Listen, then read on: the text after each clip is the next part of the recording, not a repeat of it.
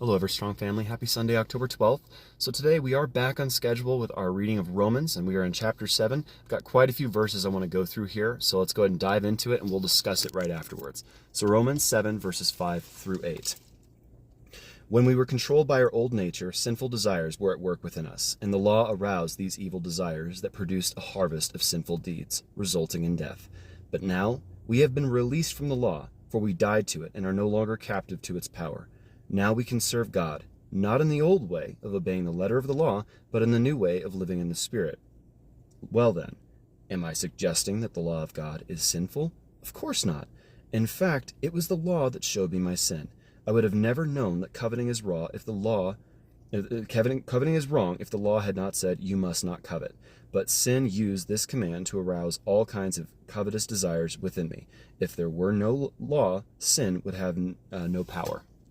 So, just to clear a couple things up here. Firstly, a lot of new Christians ask that question, well, does that mean the Ten Commandments no longer apply to me? No, they very much do, but there's a difference here. Just go with me here. Referring to the old ways of living the letter of the law, they had to commit multiple sacrifices to atone for their sins. That no longer applies to us because Jesus died as the perfect and holy sacrifice, atoning for all of our sins. Not present, but all sins, past, present, and future. Living your life for him is living in the Spirit. Now, by living in the Spirit, that means you're going to intentionally choose not to live a sinful life, because that's the point.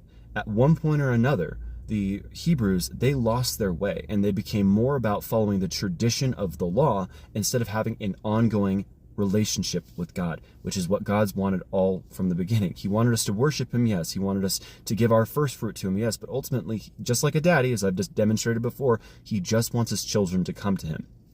Bringing up the second point, the law aroused these evil, sinful desires in us. Once again, thinking about a child here. Have you ever been around a kid who's standing in front of a wet paint sign? Wet paint, don't touch. How hard is it to not touch something? Logically, it's not at all. But when you're told not to do something, you just want to do it. Don't eat that cookie. Don't touch that paint. Don't step on that grass. You just want to. You don't know why, but you just have that desire. That is the sinful nature lurking and living within all of us. Now, the thing is, God called us to live a loving communion with him, a good relationship, a fatherly, childly relationship. And to do that, we need to follow him. Does that mean we won't make mistakes? Not at all. We're always going to break the Ten Commandments. That's guaranteed. But we will truly seek to live a life where we bring him joy and we honor him by working towards not breaking commandments.